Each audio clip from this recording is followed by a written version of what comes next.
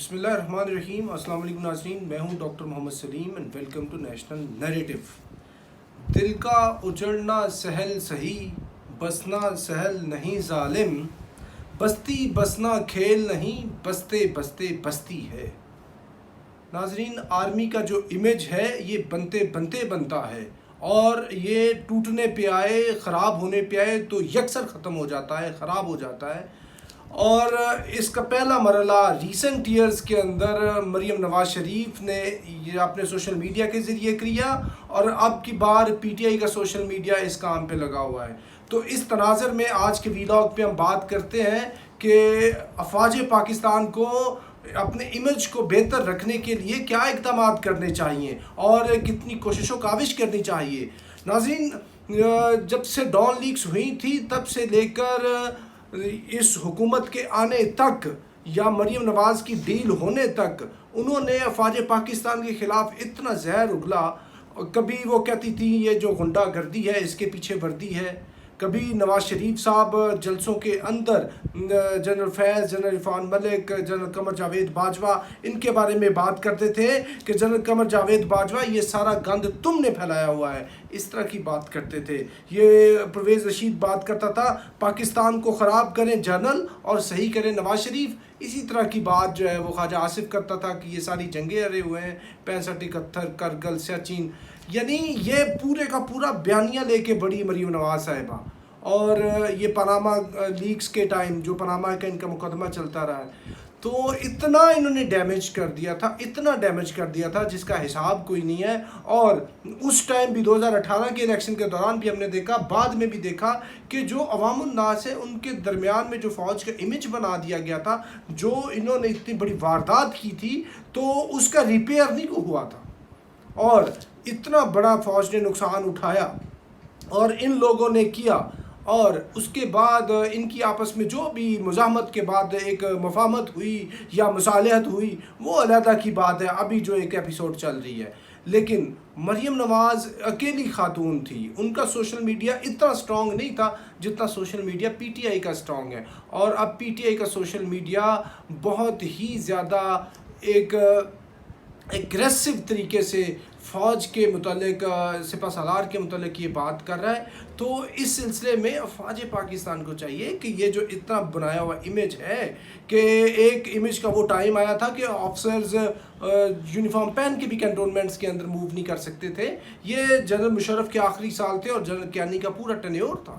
اور پھر جنرل رحیل شریف کا ٹائم آیا، ضرب عضب ہوا ہے اے پی ایس واقعہ کے بعد، اور پھر امیج بلڈنگ ہوئی ہے۔ اور یہ جو جنرل عاصم سلیم باجوہ تھے انہوں نے امیج بلڈنگ کی، پھر آصف غفور صاحب آئے ہیں، یہ سارا کام ہوتا رہا، یعنی کتنا عرصہ لگا ہے۔ اور اب بالکل کیا کہتے ہیں کہ وہ جو ہندوستان کام نہیں کر سکا، ہوسٹائل اینیمی ایجنسیز کام نہیں کر سکیں، وہ آپ کے اپنے ملک کے اندر آپ سے انوائڈ جو لوگ ہیں وہ کر رہے ہیں۔ تو اس لیے اس کو آپ سنبھالیں اور فوج کو بہت ہی دانش مندی سے، اور یہ جو لوگ اس کو ڈیل کر رہے ہیں ان کو ہوش مندی سے یہ کام لینا چاہیے اور اس طرح کی سچویشن کو کنٹرول کریں، کیونکہ افواج کے پیچھے جو پبلک اوپینین ہے وہ بہت ہی میٹر کرتی ہے۔ افواج کی طاقت ہوتی ہے، جو ان کی عوام ہے، ان کی طاقت کے ساتھ ہی، ان کی سپورٹ کے ساتھ ہی ہم نے 65 کی جنگ جیتی تھی، اور ان کی سپورٹ کے ساتھ ہی پوری کی پوری جو ہے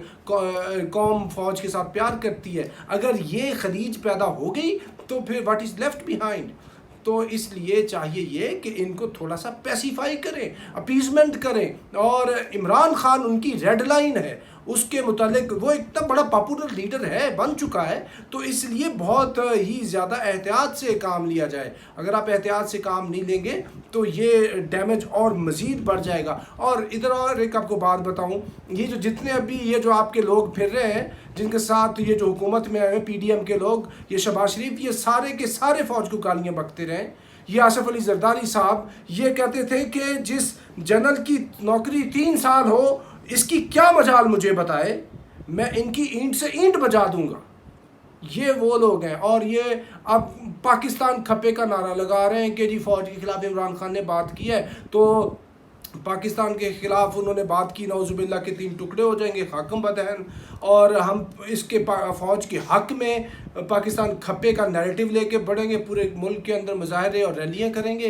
तो अब ये काम कर रहे हैं ये लोग। आसिफ अली जरदारी साहब को ये सोचना चाहिए आपका ट्रैक रिकॉर्ड क्या है। आपकी भुट्टो की पार्टी है, भुट्टो की असैसिनेशन हुई है और पॉलिटिकल पार्टी पीपल्स पार्टी का पूरा एक बैकग्राउंड है।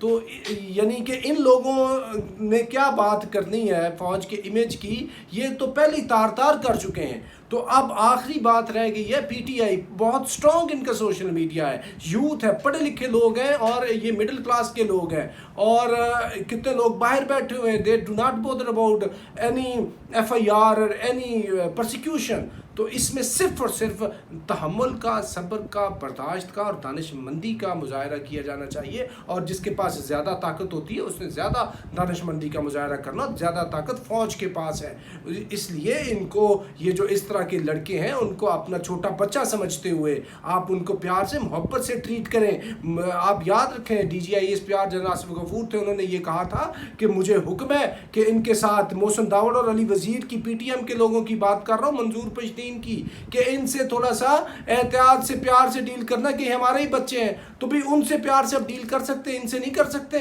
तो प्यार से डील करें, ये बहुत सेंसिटिव बात है। और इस इमेज को डैमेज ना होने दें। ये इमेज डैमेज हो गया तो हिंदुस्तान का और दुश्मनाने पाकिस्तान का बहुत फ़ायदा होगा, पाकिस्तान का नुकसान होगा। इमरान खान का और PTI का उतना नुकसान नहीं होगा जितना अफवाज पाकिस्तान का नुकसान होगा। तो इस सूरत हाल के अंदर अफवाज को बहुत ही ज़्यादा एहतियात से, तदब्बर से, तहम्मुल से इन लोगों को डील करना चाहिए, और ताकि ये इस काम से रुकें और अफवाज की जो हर्जा सराई हो रही है वो रुक जाए। तो नाज़रीन अब तक के लिए इतना ही। Up to next time, thank you very much. Pakistan जिंदाबाद।